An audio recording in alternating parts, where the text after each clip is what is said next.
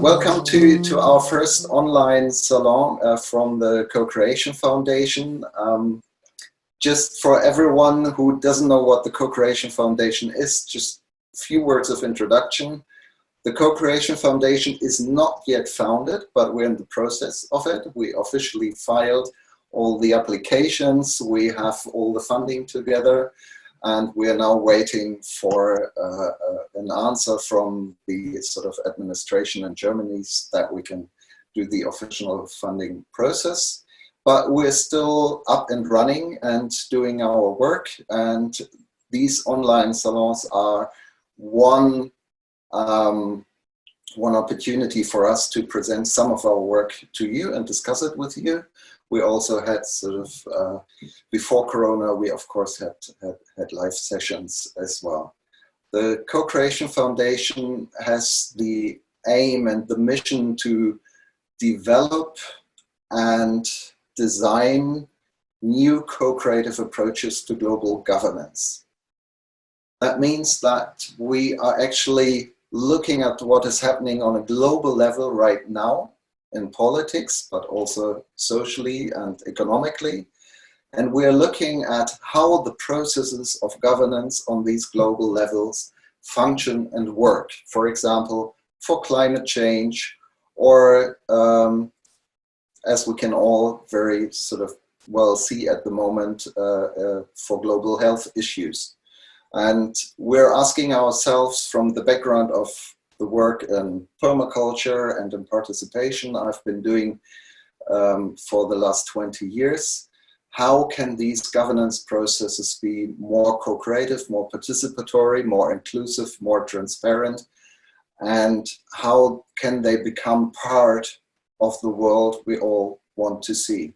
For example, in our seminars and workshops last year, we asked this question from Danny Eisenstein, what is the more beautiful or the better world our heart knows is possible? And so if we are asking what kinds of governance structures do we actually need to get to this world? To get to this world, our heart knows is possible. And today in this salon, we will present you with some thoughts on crisis and transformation from our work at the Institute for Participatory Design and what we learned in small and large and organizational transformation and design processes about the quality of crisis and how transformation comes about. And I quickly want to present you with our model we are working with. And then, of course, seems obvious at these times, I want, together with you, look at how the insights from this model and this process understanding can be applied to what we're actually experiencing with the coronavirus. And what we're doing here in the salon is we're not presenting a solution. We're not presenting sort of our kind of truth, but I really rather wanted to be some thinking out loud and hopefully afterwards thinking with you along the lines. And most of you, I know many of you are familiar with transformation processes and design processes themselves. And you know, at the moment, in terms of looking at the corona crisis or looking at global governance for health, for example, I would say, at least my stages, I'm right at the beginning. I'm right at the point where I try to understand and grasp the field we are in and the process we are in. I'm not yet at the point where I could offer a solution or design solutions for the problems we face. But maybe we can do that together a little bit today. And I would like to start with the field process model. Then I want to zoom into the quality of crisis and transformation, give you a few thoughts on that, and then I switch to Corona and health and global governance. So I already started drawing here on the board behind me, because usually I do it when I'm in the process of talking, but last time I experienced some difficulties with some of my pens. So I started with the more abstract drawings from the beginning, and I just have to write on it now. So what you see here in this corner here, that is what we call our field process model. And please think of it as a three-dimensional model. It's like a tree with its root. It has a stem, and it has its branches, and it's more or less like a magnetic field or a gravitational field. For example, if you see the magnetic field of a celestial body like the Earth, you'll get a pattern like this. And I like working with patterns, because in patterns I feel there are functions hidden in them and qualities, and when we understand the functions and qualities hidden in patterns, we can better design solutions for the processes we are dealing with. And this is quite a universal pattern. Actually, if you look at sort of large telescope pictures from the universe, but also microscopic pictures, if you look at plants, if you cut an orange or an apple in half, for example, you'll get this pattern a lot. And I feel that's for a reason. There is a reason behind this pattern, because there are functions behind this pattern. So in this model, we usually say there are 4 qualities. And the first quality, and I'm starting sort of at the root level of this model, is what we call the quality is resonance.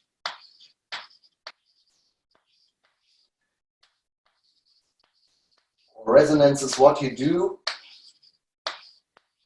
and the quality is emergence. So you're diving into a subject, into a field, into a process to understand what is going, and you get in connection, you connect, and you get into resonance. So this is one quality of working alone or in groups, in large groups, in a process of transformation and design. Then if you go up the stem in the middle, there's this point right in the middle, which has for us a second quality. And this second quality is that of the crisis. And of course, crisis comes, guess what, in these times? It's actually a term which comes from the background of medicine. And the crisis is the moment where a patient either dies from his illness or he gets well again. That's the point of crisis. So crisis basically means a fundamental decision. And whatever the decision is, the whole system, the whole structure, the whole process will also change fundamentally. That's why at this point of crisis, transformation happens.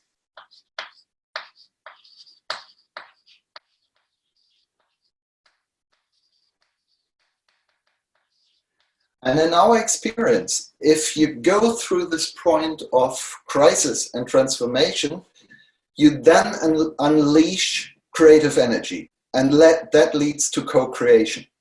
So sort of the whole sort of branches and the apples, if we're talking about an apple tree, for example, growing on these branches, there's creation. There's something new. New forms are produced out of this energy coming through this tunnel of crisis and transformation. And that's for us the quality of co-creation or emergence, which means to sort of come back, to get out of where you dived in. Now you're diving you're getting out of it, and you create something new. And then there's a fourth quality, which is sort of the outer shell of this model. It's in autumn when the leaves fall down and bring new nutrients to the soil. That is the quality of cultivation.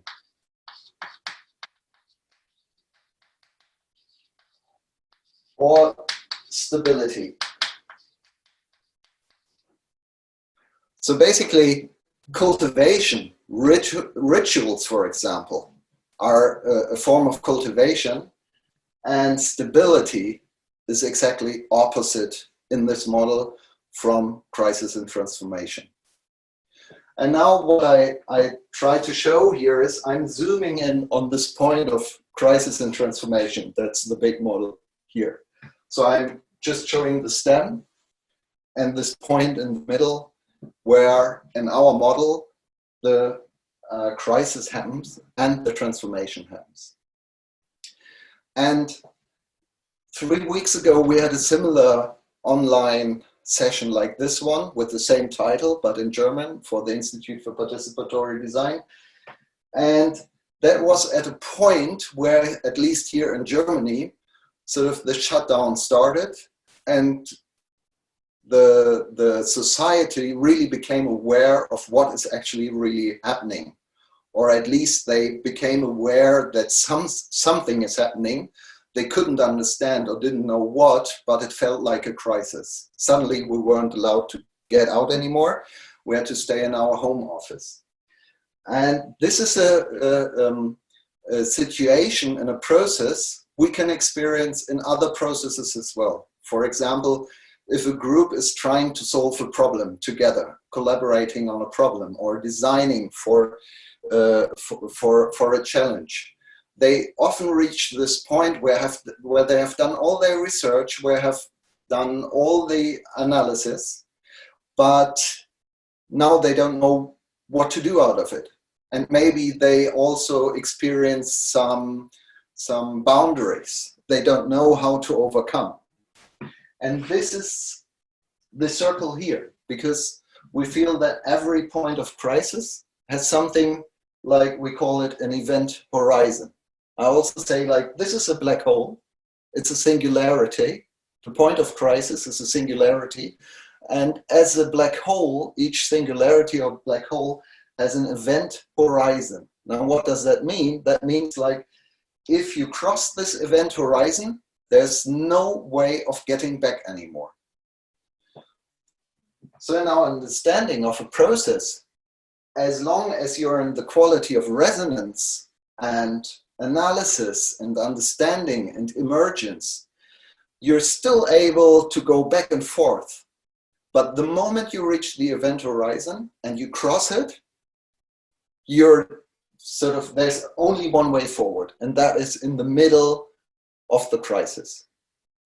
And that's what it felt like 3 weeks ago, that we crossed this, there's no way getting back anymore to where we came from.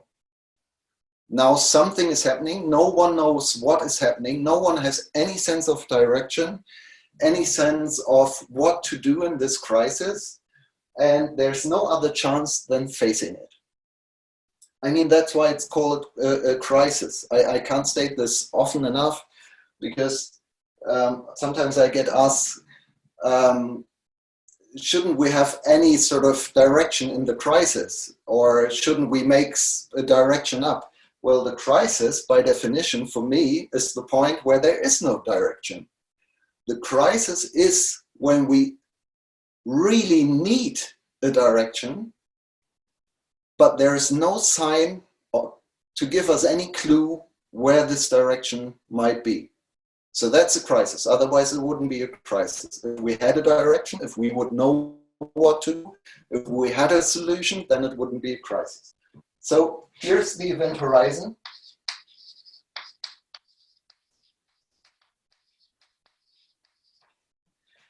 And after sort of passing it, all we can do, I believe, or all we could do in the last weeks, at least that was how I felt, and we discussed it thoroughly 3 weeks ago, is we have to face our fears, we have to let go, we have to fly on sight. Yeah, we are dissolving.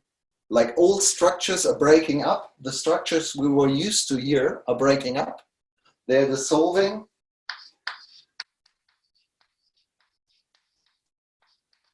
We have to face our fears. And we have to let go. I often make this analogy to a surfer who's riding a big wave, and suddenly the wave caught him, and he gets drawn into the tube of the wave. Like the moment he falls from the board, that's the event horizon. There's no other chance for him anymore than being sucked into this tube of the wave. And he knows he'll lose completely his sense of direction, of up and down, forward and backward. And there's no other way in that moment than to face it, to let go, and if possible, I mean, this is a large challenge, to even relax, because the tighter you are in the situation, the more the wave can play with you and break you, and the more loose you become in this moment because you're facing your fears, the more open and susceptible you are to what's going to happen. So you're drawn into the tube of the wave, you're drawn towards the singularity of the crisis, you'll have to face it, there's no way backwards anymore, there's only the way through the crisis.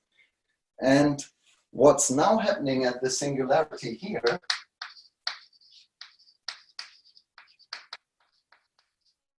it's a little bit like in quantum theory, the wave function. At this moment, like everything in the future is possible, but nothing is decided yet. And the only way to get out of this is by intention. So it's like an observation. You set an intention, and with this intention, without knowing if it's the right intention you set yourself, or the right goal or not, you can get out of it. So here, at this point in the middle of the wave, so to speak, of the tube of the wave, what we can do is being aware, open, aware and open to impulse. Because here, there is no right or wrong. There is no direction, so all you have is your impulse. Like the moment you sense some light from above, that's the moment you decide to dive up, to emerge from this wave. So I'm just pointing here, that's the event horizon. Here is the solving, facing fears, letting go. At this point, the singularity, being aware and open to impulse. And what comes next here, to get out of the tube again, is choosing a direction, clarifying intention.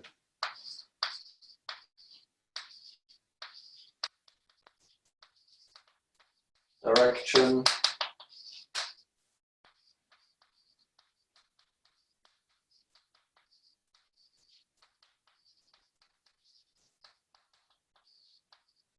Clarifying intention.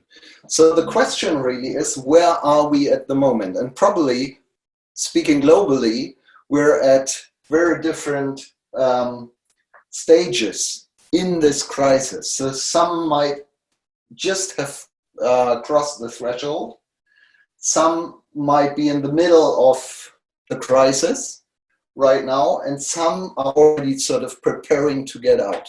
And if I look at the situation in Germany, like if this is the Corona crisis, a model for the Corona crisis, I feel that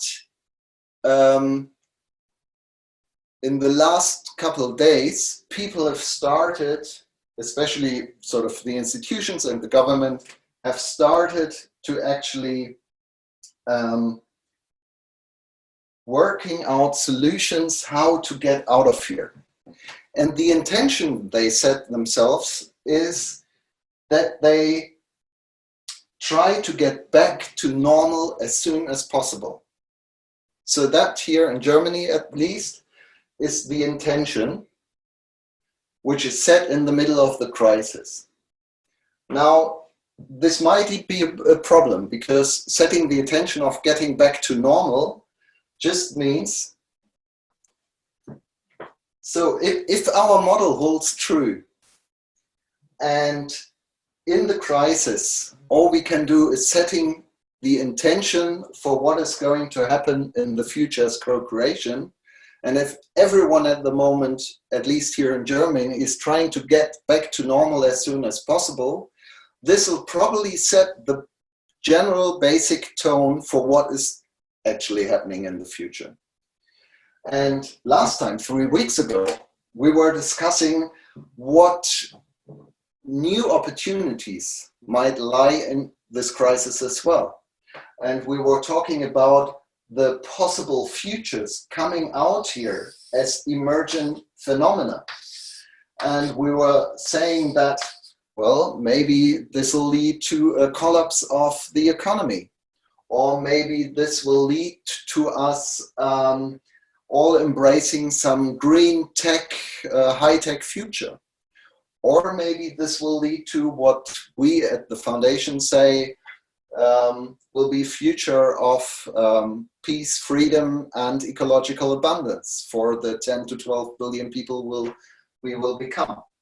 So all these future opportunities are open in the moment of crisis.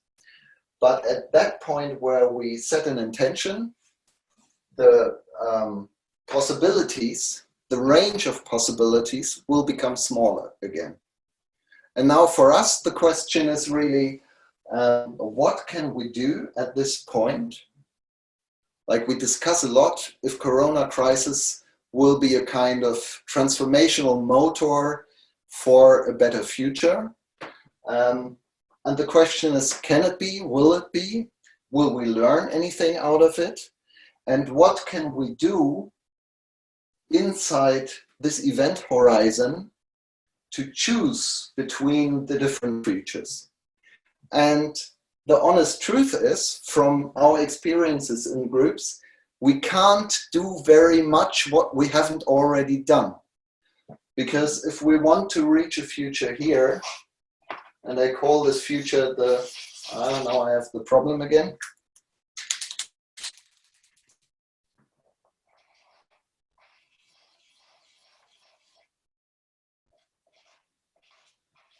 Peace, freedom, and eco-abundance.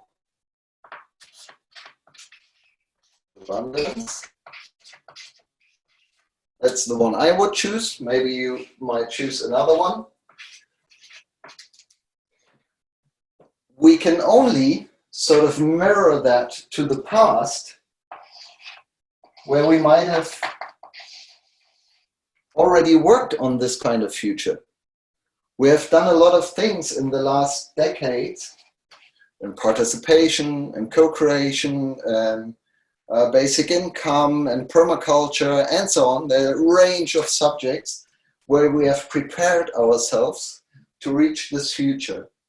And we could now try to at least get some hints from there into our intention, which will lead us to this future. And what usually happens is, I'll give you that as well, trying with this here.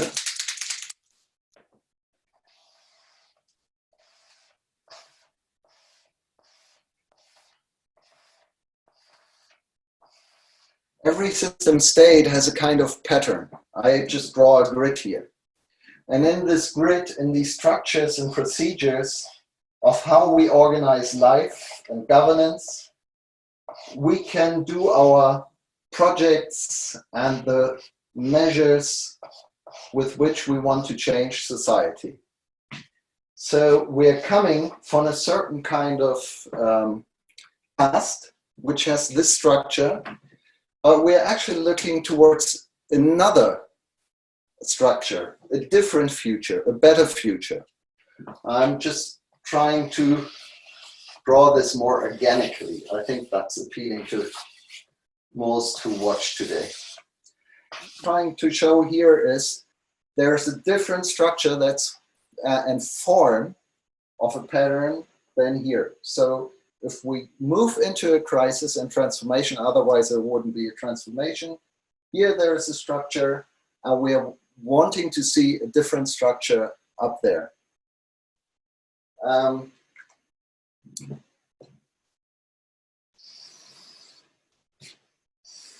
I'll give you that in a different drawing as well.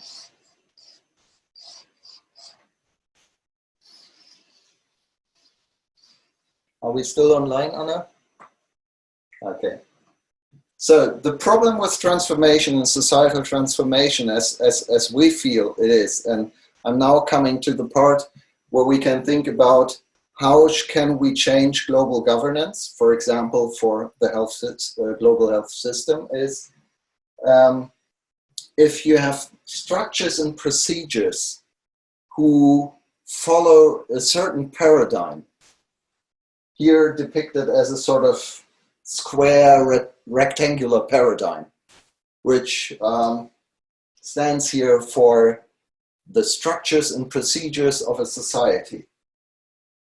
And we want to come to a society which is more organic and fluid, as I try to see here. So these are structures and procedures more fluid. They are needed so that we can create fluid and organic projects and measures, while in this society we can only build boxes.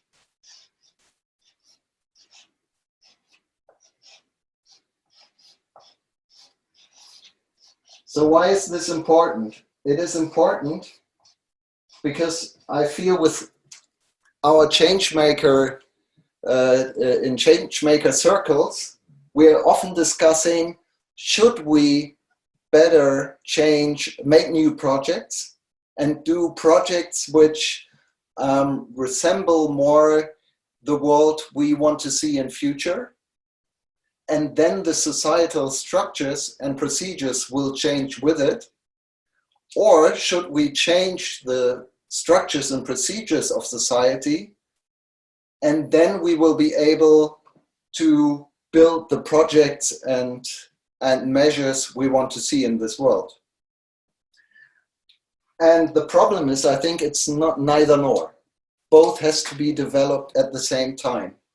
So when in a crisis like this, we can set the intention at this point of a future we envision, we want to reach, and we can then, in this time, and that's the time which is coming now for the next weeks and months, we can prepare ourselves better that at the moment where we emerge and we can start co-creating, we will start co-creating the structures and procedures of society, as well as doing single projects and measures to change the society.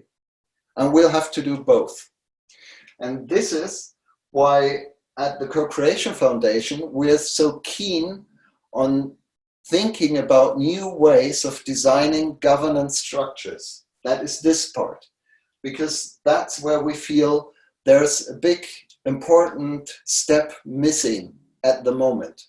We are thinking a lot about what has to be changed in the world and how we can change it in terms of projects. Let's take basic income, for example. I'm just coming back to this example because I think Spain just announced that they want to try it as a response to Corona crisis. So this is a perfect example of one solution, a measure, a policy. But I feel if we not at the same time change the governance structures, for example, the governance of Spain, then probably the basic income will fail, because it's as if I would try to make one new solution in an old structure or system. So I hope I made this kind of understandable. This is, for me, is important if we now come at Corona and what we can do at the moment. And this will be the last part of this introduction. We're coming from a world on an individual level, on a level of groups, and on a level of the earth, where these structures and procedures were dominant. And we want to go to a future where these structures and procedures and projects and measures are dominant or hegemonic maybe. And so also here on individual, on collective, and on global or eco level, we will have to know what this new future will be comprised of. And I would say here, on the individual level, we're coming from an economized self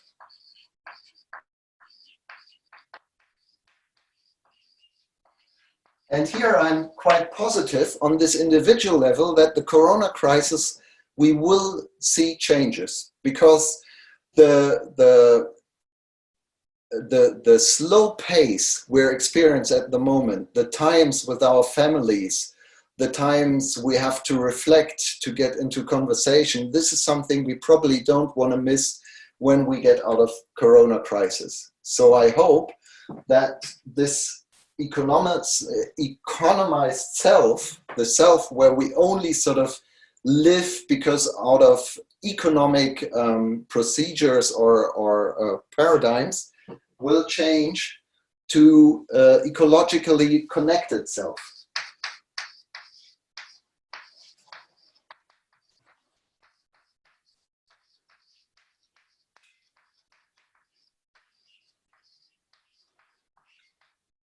Then on the collective level, I see at the moment that concerning the governance of health, we see nation states as the main actors. So here we're coming from nation states as actors.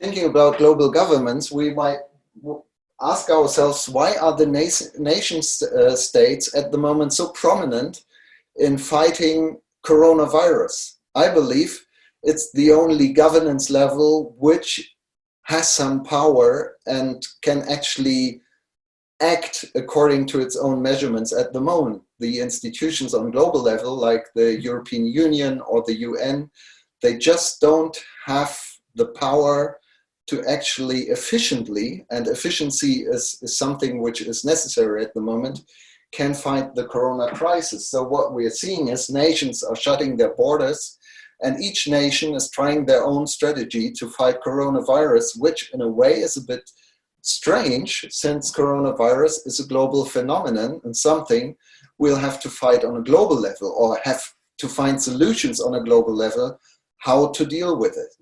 So what's happening here is that I feel in a future governance system, we'll have to think about networks or maybe even meshworks. We have to think about cooperations.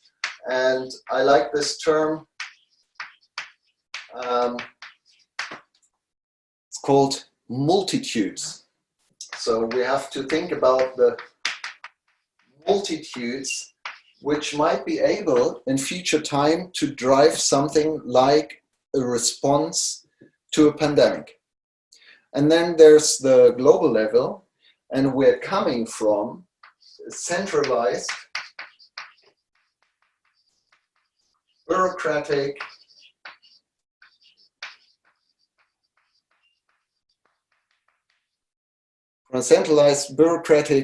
global administrations.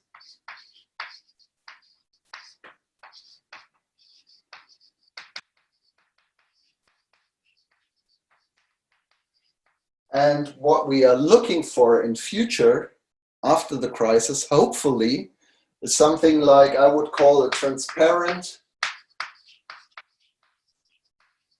and co-creative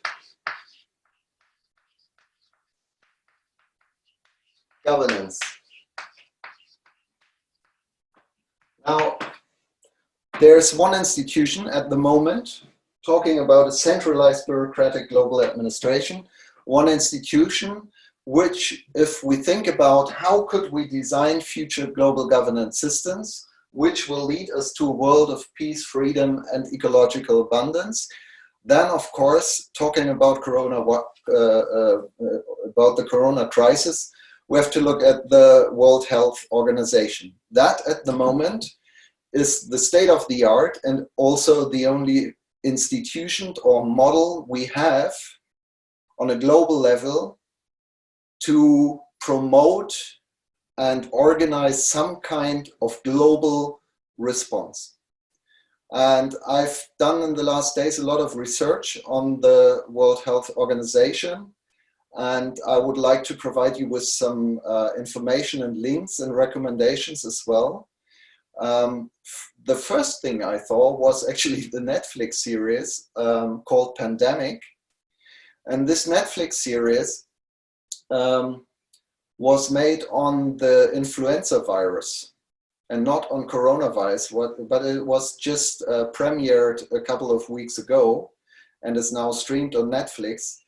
And I was quite amazed how many people in the world are daily fighting viruses and trying to prevent us from pandemic outbreaks as we are experiencing now.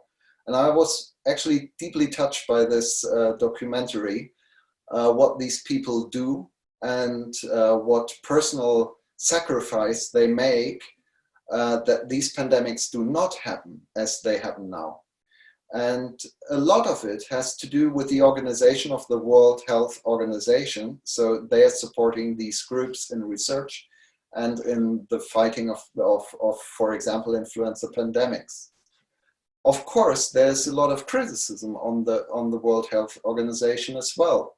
As I said, it's a centralized bureaucratic institution which was founded in 1948, and it has all the flaws of administrations on a global level, with lobbying, with foundations like the Melinda and Bill Gates foundations, probably influencing them towards their own vaccine policies, and so on and so on.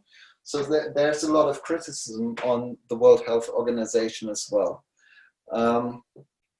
I found also a study done by the European Office of the World Health Organization, which sketches out, at least on regional and local level, how a more, they call it, co-productive health governance can look like. So I feel, and this is sort of the stage where I am in my own process at the moment with our work at the foundation and with our work in trying to understand global governance and how we can design them to be more co-creative. I'm at the stage where I would really look at something like the World Health Organization and would ask the design question, or give myself a design question and ask, how could a future health governance system, global health governance system look like, which is more transparent, more co-creative, more participatory, and which is more effective in fighting pandemics like this one, like the coronavirus, and which would also be a part of a larger global governance system, which is not centralized and bureaucratic, but more transparent, which will actually lead us into a world we're dreaming about, as I said, in the Cocreation Foundation, one where we have peace, freedom, and ecological abundance. That was the impulse for today. That is sort of the level. I feel that my personal process is also still being here. So I'm doing a lot of guessing. I'm doing a lot of trying to feel what direction this could all take. I'm also, of course, looking for the Co-Creation Foundation for a case we can work on, because if after an analysis like this, what would now come naturally as a next step would be starting to work on designs of these future global governance structures, for example, for health. And that's what we want to do, also as part of our Global Resonance project. So thank you very much for listening to me today, even if we had some technical problems. I hope you could at least hear me and You can see this now. And as I said, we'll post it later. And we were planning on doing some breakout sessions. As I said before, that's not technically possible today. We're trying to find out why. But still, we have time for questions. For questions, maybe ideas, recommendations. And since we're a lot of people, I would suggest we're doing it condensed, short, and to give as many of you the opportunity to make a comment. And I hand the technical formalities over to Anna.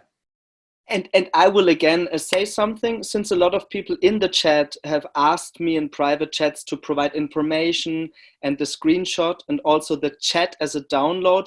The only possibility to make that feasible is that everybody now listening to the voice of that dude, Alistair, is to sign up for the newsletter if you have not already done so. That's basically the only easy technical possibility for us. So I will copy and paste now the link to the newsletter. If you have not already signed up, a lot of people have already, and then we will be easily able to provide you with the information. Yeah, we'll send all of that. Yeah, and now we have another 45 minutes, if you like, for Q&As or just recommendations, ideas, thinking out loud from your part. So I think Thomas wanted to talk already when we started to explain again. So please, Thomas, you can speak now. Yes, I just wanted to thank you, Jascha, for an excellent introduction. I agree with everything you say there. I just want to add an even deeper dimension to your transformation model.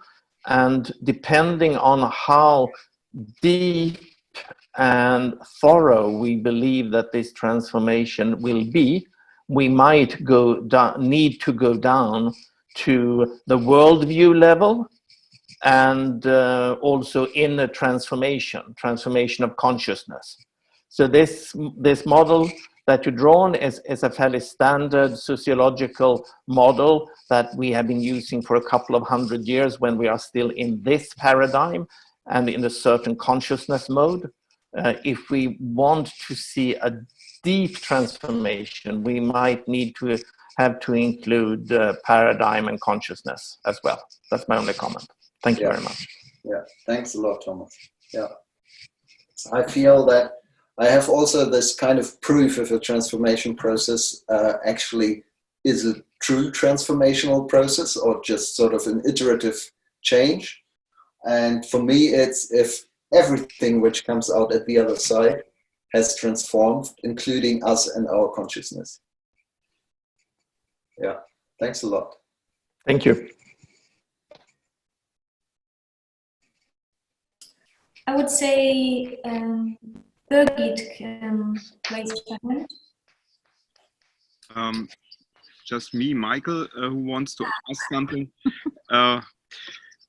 The transformation for the structure of the governments, how can it be when normally the governmental structure is designed to defend itself, to be stable and in the self-defense, and so how to change it without revolution or whatever. Yeah, do you have any ideas for the transformation? Instead of a revolution. Yeah, I think there needs to be a crisis, and there needs to be a strong crisis. And if it's a weak crisis, the change will not be as strong as with a strong crisis, maybe. And I'm not saying a catastrophe. A crisis doesn't have to be a catastrophe. A crisis just has to be this moment, thanks again, Thomas, of becoming aware and conscious that something has to change. And if a country like, for example, Spain says we're now trying a basic income, it needed this impulse from this process. Also, I believe there are different levels of change, like a dictatorial regime will not be changed by a co-creative workshop. That'll have to be a revolution, I'm afraid, because it's on a sort of consciousness level where you have to sort of react on the same kind of stage. But in societies like, for example, in Germany, I do believe that crises like these ones can raise enough consciousness so that a significant number of people, and sometimes it only have to be, last time we discussed the 5% of the people who actually create culture, that they are able to change these systems. But it's a slow process. And maybe Corona crisis is just sort of a test run, because we're facing still, some of us might have forgotten, but we're still facing a much larger crisis, which is the climate crisis. And a lot we learn at the moment, as well the math we learn of exponential curves will come in quite handy for the climate crisis. So maybe there's the next step. Yeah, jetzt ist an.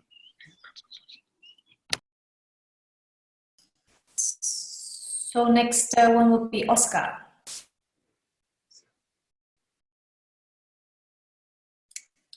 Wait, you have to unmute yourself. I do. Now, wait. Yes. No, but I can't see myself. Can you see me? Yeah, Yes. I can see you. Yeah. Hi. Yeah. Okay. Hi, Elsa. Thank you for your model. It's on the global, more on the global level and the crisis, but we are all humans, and it's we who are creating. All humans is creating the culture, and you can apply the model to the now, here and now, and we are always in the horizon. We are in the moment. We are going from moment to moment. We are dying from moment to moment. Yeah, if you do that, it's a consciousness practice, I guess. Yeah, You're yeah. right. Yeah. As Thomas said, Yeah. you have to work with consciousness. Yeah. And you also mentioned Netflix. And there is a global movement everywhere, almost in every apartment are people, in a way, not in a conscious way, perhaps, but there is many millions out in the world having discussions as we have now. Well, yeah. And what Netflix might create, if you like Netflix or not, as a platform, is sort of global public discussion. Yeah, but we are now in a discussion with representatives from 8 different communities with connections further. Mm-hmm. And there are many thousands of them out. And how to cooperate, and how to cooperate from a personal, conscious, aware level, and bring it up to collective level, from individual to global. Yeah. And there are ways to make it without too much complexity.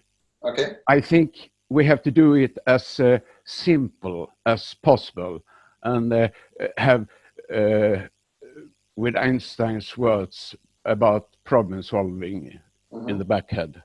Yeah, thank you. Thank you from me. Yeah.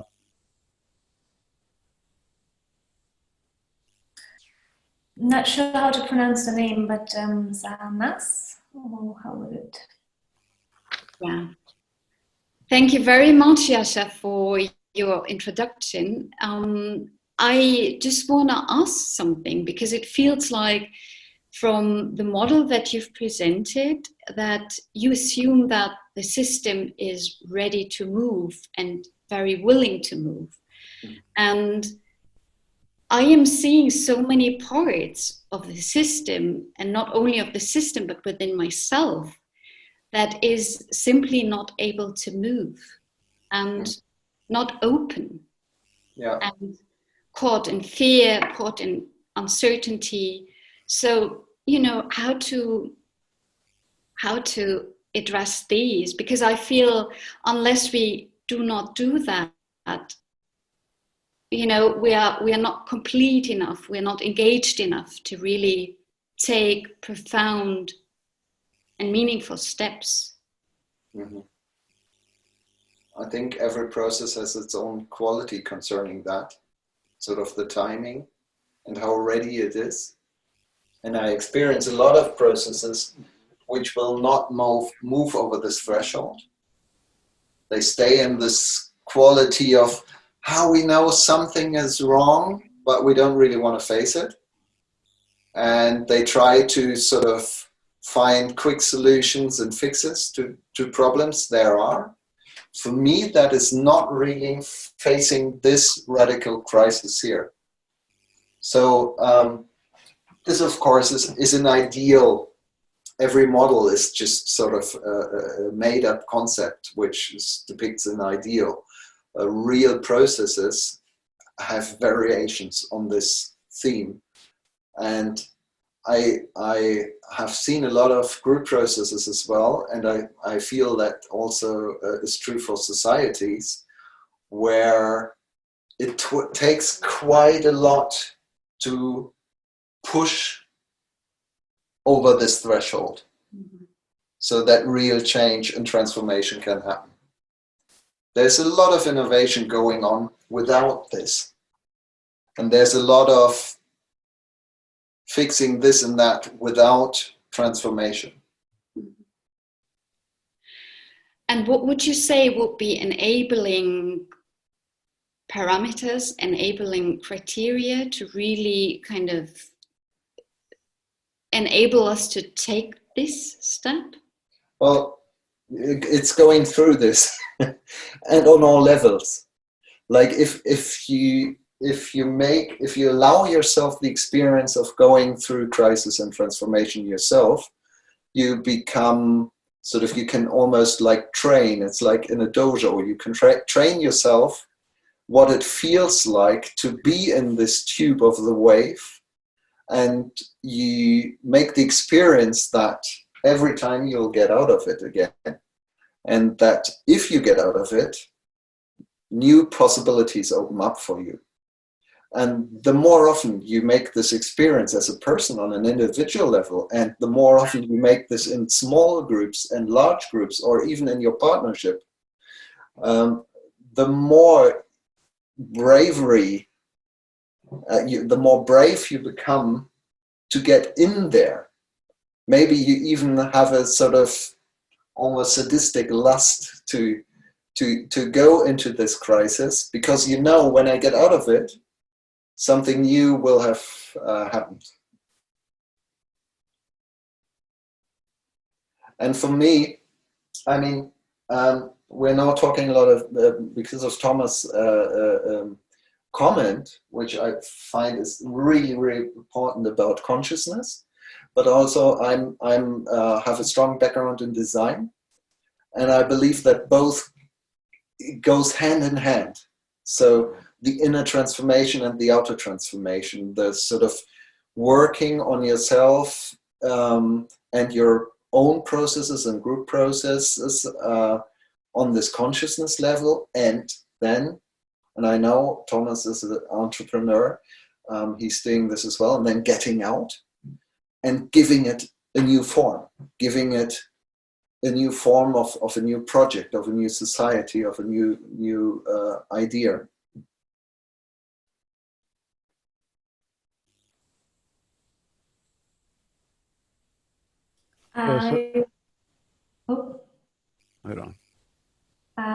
give the word to James now. Sorry, Oscar. Wonderful. Thank you for this, Jascha. I feel educated and inspired and grateful to be here. My question has, in a way, been answered, but I'll ask it again. More specifically, I feel the co-creative potential in the space between the individuals on this call. And I'm wondering what advice you would give us directly, those of us that are listening right now, about what we should do personally in this crisis. How can we lean in more fully into collaboration and co-creation? Yeah. I would love to give that advice, but I don't have one, not yet. As I said myself, for this particular crisis, I myself feel I'm in this, and I have to sense and feel and let go and face my fears and observe and be open for new impulses to come to me, to new ideas, to things which inspire me, which might move me forward, and to critically observe what is happening around me and more or less prepare myself in a mental way. Because staying with this model, we're not yet in the phase of co-creation. So I'm more or less, it's like we're all eremites in our caves, waiting for some kind of enlightenment to happen to us so that we can go out and move forward. And I would love to move forward, but at the moment, I have no clue. But and maybe this is some comfort, from the processes we facilitate, I know this is meant to be this way. It's good. And we'll get out of this stage, and then we'll get back to co-creating the world again.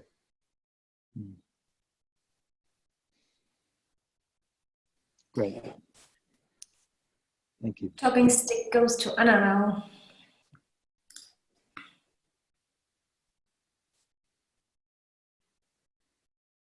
Hallo. Ich hoffe, ihr hört mich. Also sorry, I switched to English. I thank you for sharing all the information. I was also in the last session and it was super interesting for me. And I left with a question, and maybe it's like kind of adding to the question before, that I have the sense that the basic quality of our process has changed. So before it was before the horizon, and now it's like always in the tube. So I'm questioning myself, what kind of capacities do we need to create structures and processes while we go through the tube? Because we also have to facilitate smaller processes that are shorter in time, that can go through the tube. Because if I think of the longer time frame, this will be kind of like 3 until 10 years maybe, I don't know.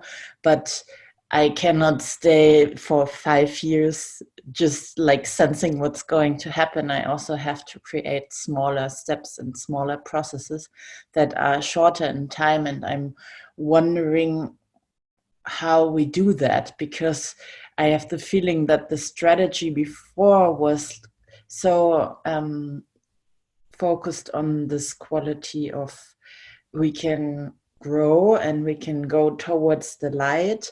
And now we're like in this roller coaster that I think the basic strategy has to change. And I would love to hear some thoughts on that, or maybe even experiences, advices, or best practices. Yeah, thank you. I think last time we had a very strong statement by one of the participants, Raban, and he made the point that we have to facilitate this process. And last time I said that's probably not really possible. And I thought about it a lot, and I would change my opinion now because I think last time I also mentioned this concept of liminality. It's a concept applied for migration, for example. So liminality is you cross a border, but you're still not in the new world. Like you leave your country, you're migrating towards a new country, a new society, and this phase in between is the phase of liminality. It's also the phase of puberty, for example, in the growing of a human person. And maybe this does need facilitation, but a different kind of facilitation, not the sort of goal-oriented, productive facilitation we usually do in workshops, but more a sort of shamanic, ritualistic holding of this space, like making the cave a better cave or something like that. But I'm not quite sure about that yet. So maybe people who have the experience of going through crisis can help those who have not so much experience of going through the crisis, of giving more of a maybe even spiritual guidance or something like that in this phase. Reassurance. So that would be something. But I understand there's always this question, like the urge that we want to do something in here.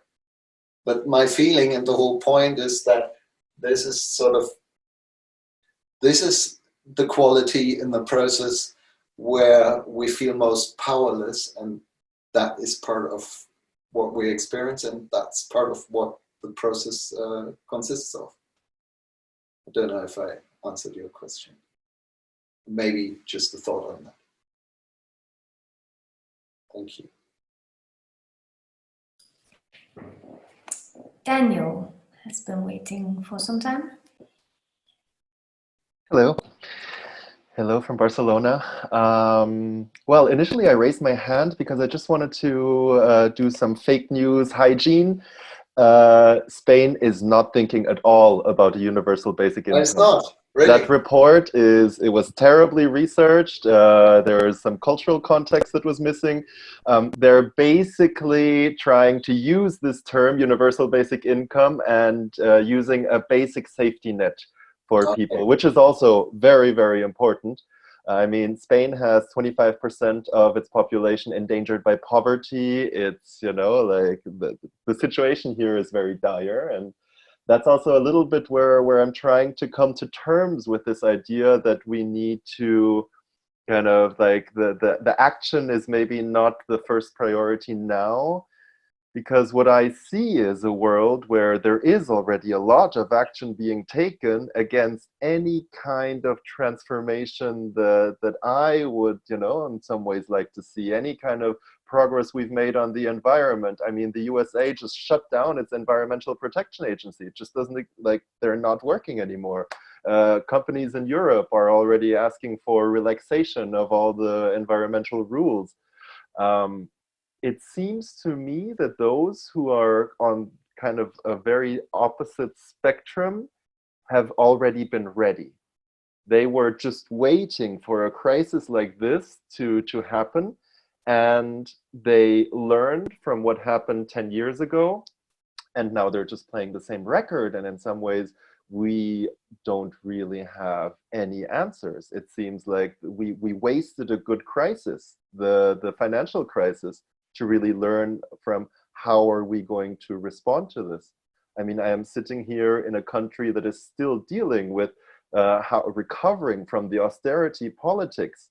If we look at what the EU was actually dictating to Madrid, it was reduce your expenses to your health system.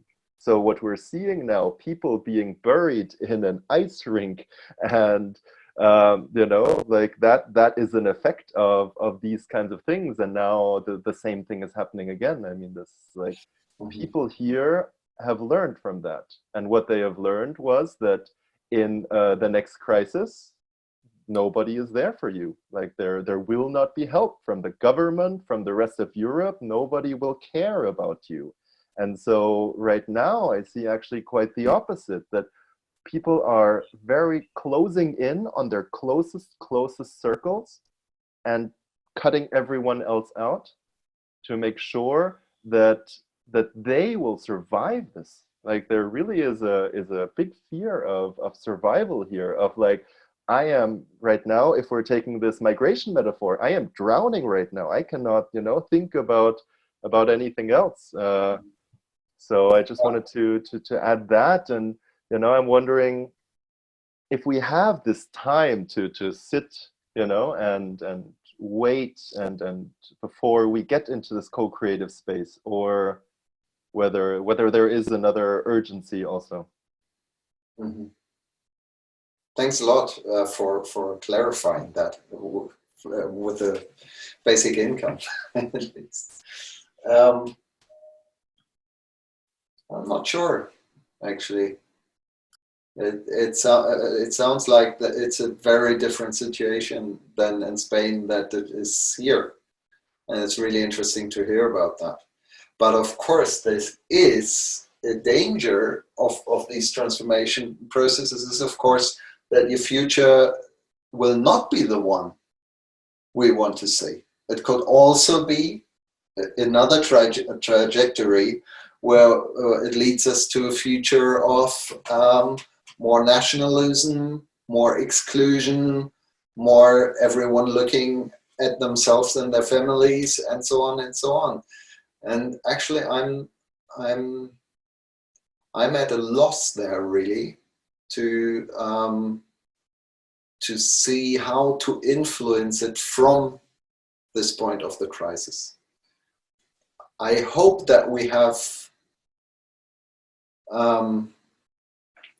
that we have all of us have done already a lot of foundational work down here, and that this will somehow carry through and come out stronger than before. But this is all at the point now. This is all guesswork. And I haven't yet found out, but I would love to do that with people like you. I haven't yet found out what in the end here at this point really gives sort of the impulse to one of the possible futures. And the strongest guess I have is by collective intention. And that would have to be a lot to do with storytelling. And last time someone told pictures, like visions of the future. Like if we, at this point here, can collectively tell narratives and draw interesting, alluring pictures of a better future, that might help to sort of choose between the different paths this can take afterwards.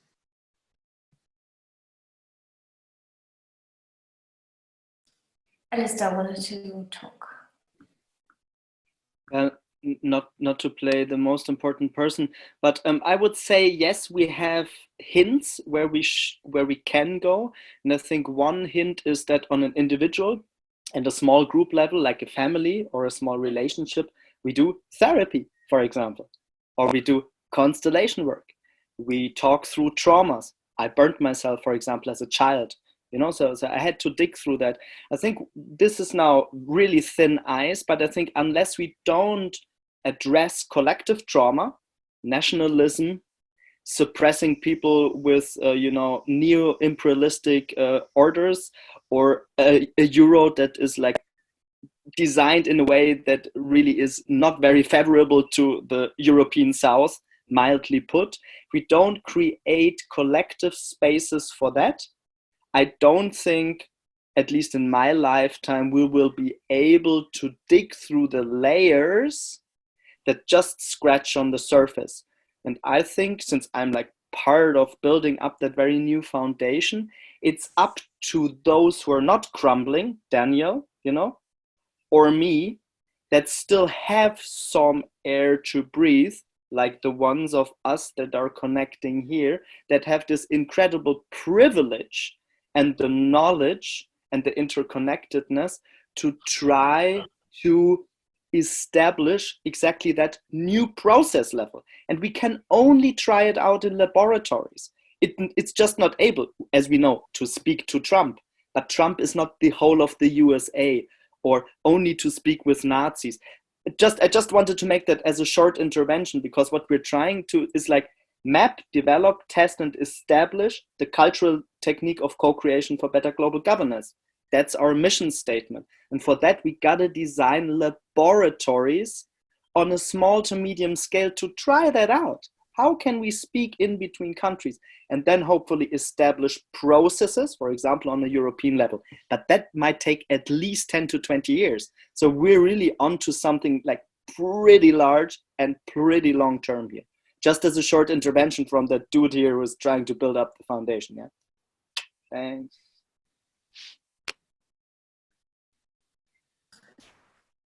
Stella. Hi, can you hear me? Yes. Wonderful. I had also raised my hand a while ago, also wanting to raise a similar point as Daniel, that there is a huge risk as well now that we set the intention, and as Jascha, you initially said, the government set the intention to go back to normal. And I think that now that all the investments are being planned in the EU, in the national governments, how to bolster the economy, it's really critical, this point of setting the intention and deciding where the investments are being channeled to.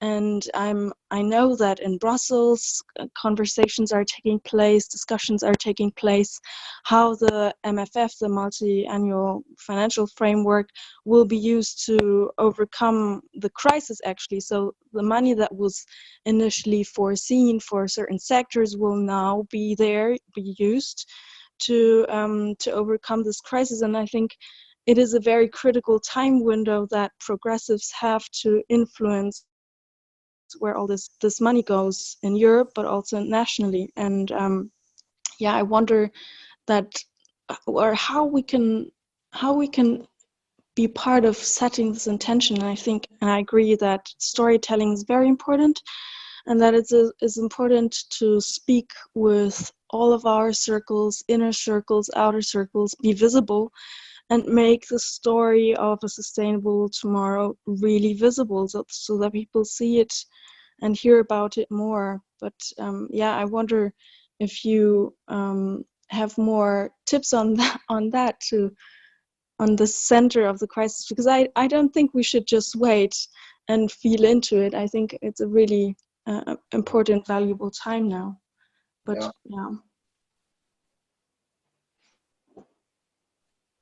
Actually, I don't have much hope that we can change the distribution of money in this crisis, at least, anymore. Maybe we, as people who are interested in this other future, can learn from that for the next time our concepts are already in place, we are better prepared. I don't know, because I feel, again, speaking from now more from the angle of doing, acting, innovating, designing, changing things, I feel that, especially I heard a lot of people from the changemaker realm in the last time, they were really sort of they were lacking behind. They were discussing virologists and a lot of sort of media publications and so on, but they didn't put their concepts forward. They didn't say, look, we already have solutions. We just have to define them more. We have to sort of adapt them to the situation now. That's what I heard, very little. And I feel that's something we all have to sort of address to ourselves. Like, next time, we should have that in place.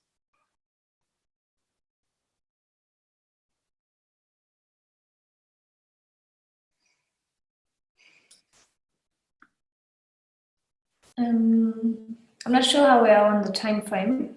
I'm not sure either. I think we can have another 2 or 3. There's 3 raising hand. 3 raising hands. Let's do the 3 and then we may make a closing. Okay, so just in the direction that they're named. So it's 2 Michaels. The first one, Michael Cillian. Yes.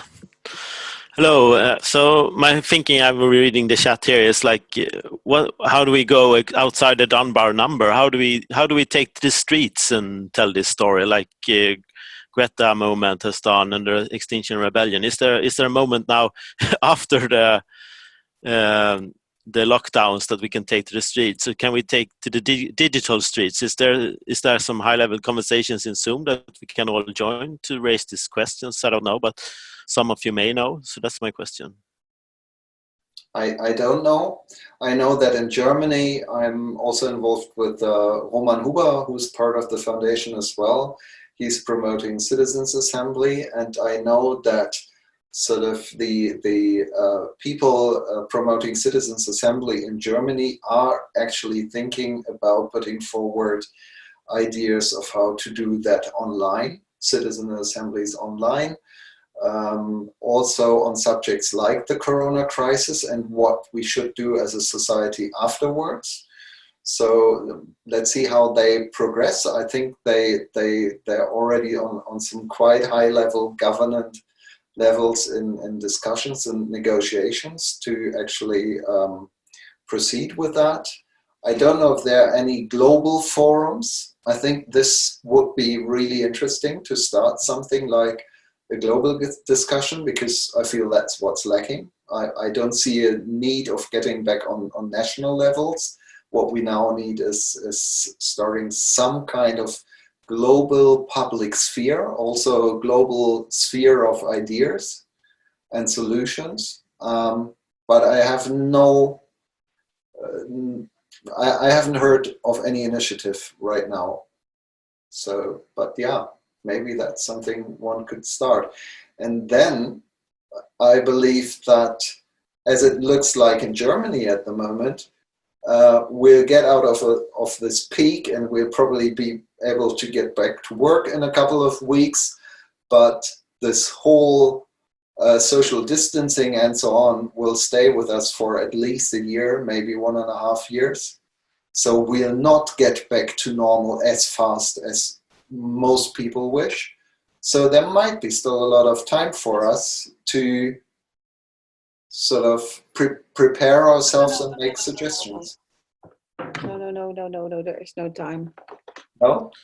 Yes. So, and the only thing I've been participating so far is a thing called SDG Hackathon for Pakistan, where we had at least one minister listening to us in a group, and there's some global speakers there. So is anyone interested in take part on that? We have once a meet Zoom call, but there must be more calls like this going on. So try to see if we can like organize a group or you do to make how we can get access to these high-level types of conversations. So contact me on Facebook or LinkedIn if you're interested in taking part in that next week as well. So great, thank you. You'll post your link? There's a new link every week, so follow me on LinkedIn and on Facebook. I will post a link as soon as I get information there. Right, thank you. Now there's some urgency. I heard some urgency. No, I think it was a mistake. Next is the Michael again. Michael. Oh, okay.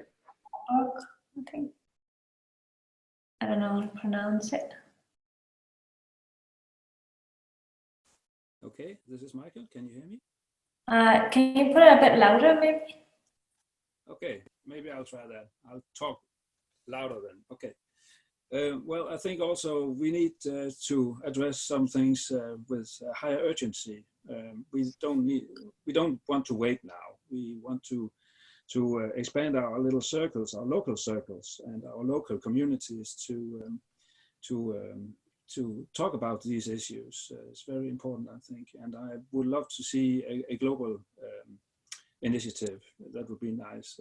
I also have contact to local political parties in my home country, which is Denmark, and we have some of the same ideas on our political program. So I'm trying to change things from through the ordinary channels, so to speak. But I think this is very exciting, and I'm looking forward to follow you in the future. Thank you. Thank you. Thanks a lot. Next one will be Philip.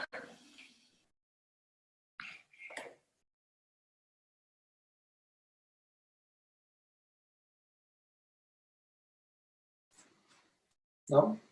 We cannot hear you yet, Philip.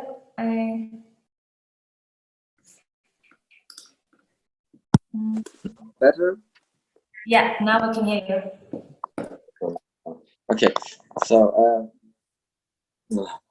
I'm sorry. I'm so sorry.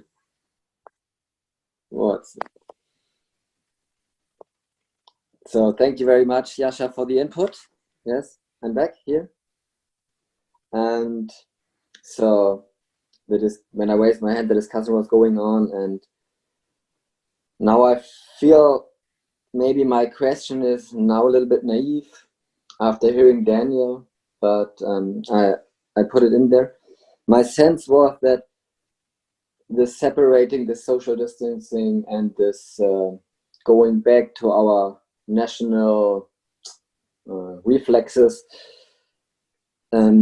is also providing a kind of chance for more regional activity. And I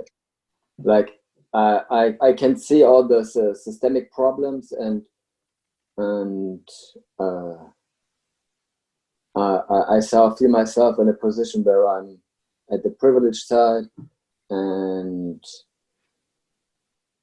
but I also can see that all this hope in those big players maybe is losing now more than ever before, and that we strain our regional networks, as Michael before you just said, like go the obvious simple ways, connecting regional. And I just wanted to ask, what do you think about this as a possibility to connect more where we actually are and not connecting? Yeah, I think that's great. And me and my partner Sonia, we're coming from this, where we've been doing regional and local work for many years. And the reason we're doing Co-Creation Foundation now is that my personal feeling is that on a local and regional level, we are much further ahead in good projects, cooperations, and co-creative solutions. And where it is completely lacking is on a global level.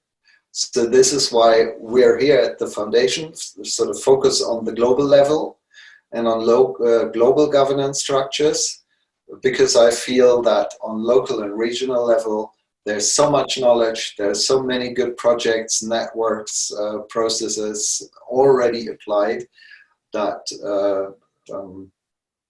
yeah. And in the end, both has to go hand in hand, of course. Thank you. Okay. So we said we're just taking 3 more. Now I see even more. Maybe we can have a woman voice at the end. And I would just take one more. Yeah, so it's Simone.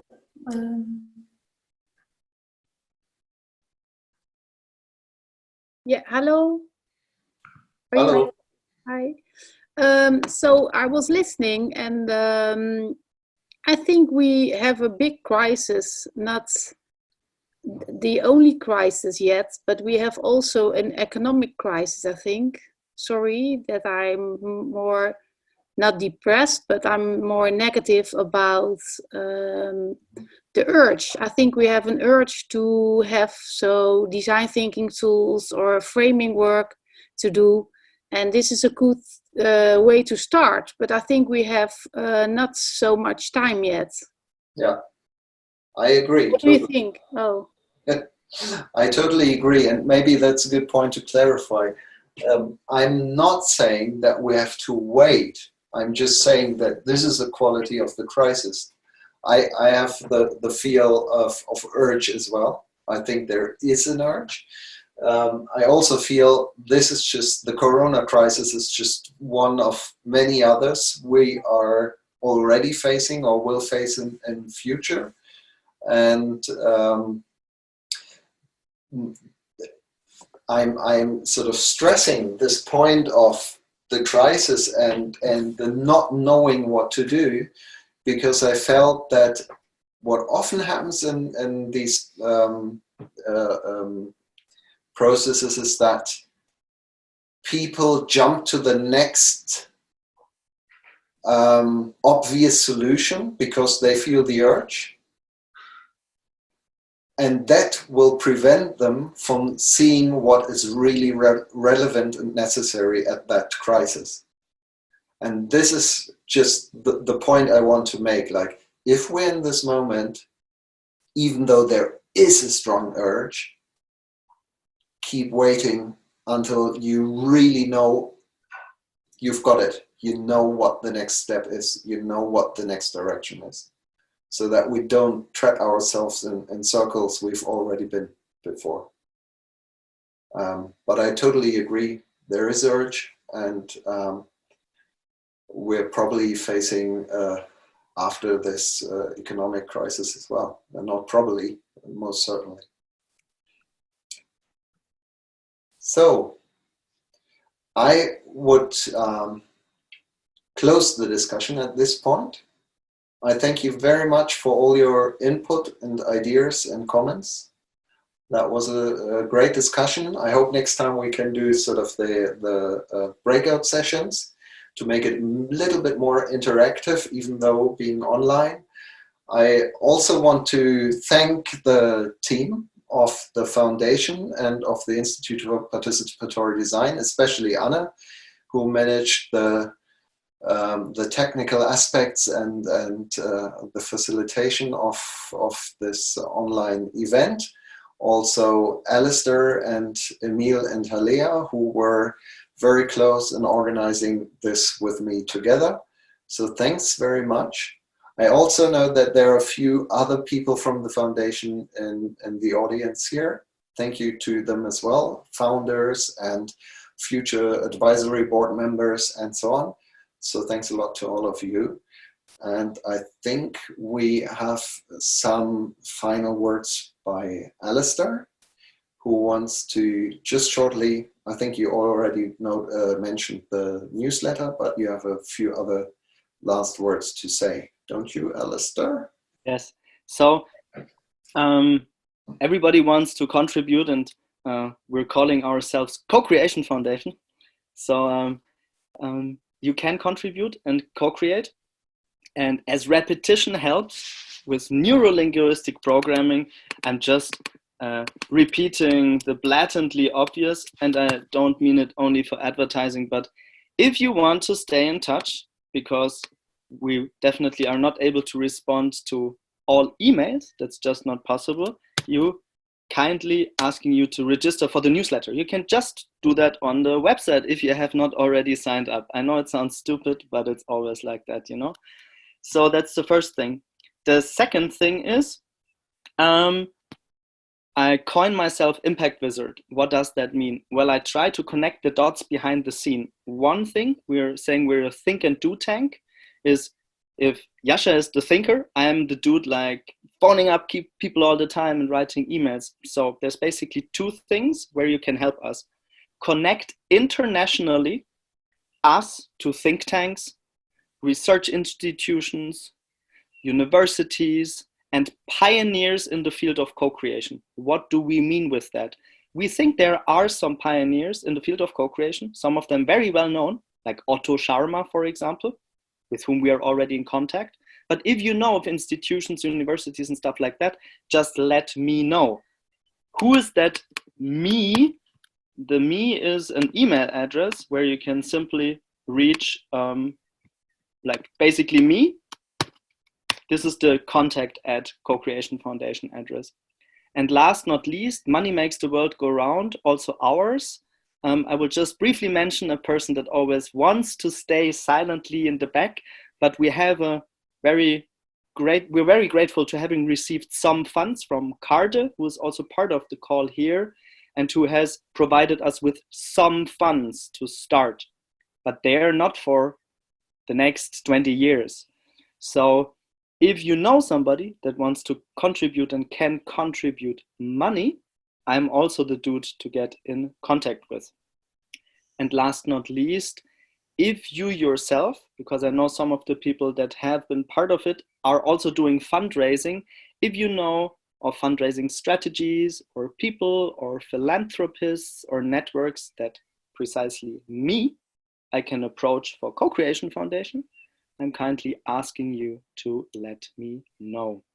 At the very end, just a very technical thing to Anne, a lot of people have been asking me, including myself, if we can download the chat, which was very rich in both questions and links.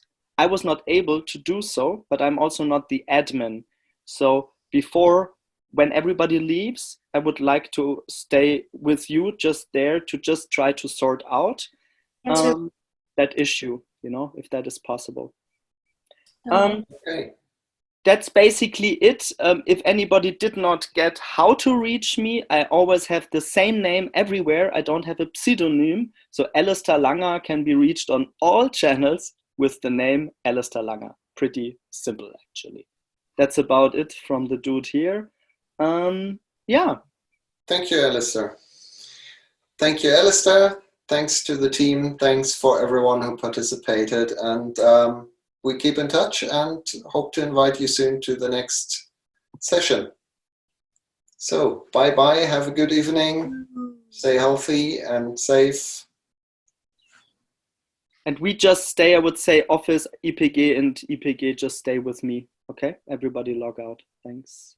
Thank you, everyone. Thank you. Thank you, Thomas. Ciao. Thank you. Thank you. Ciao. Thank you. Bye. Thank you. Thank you. Bye bye. Hej då.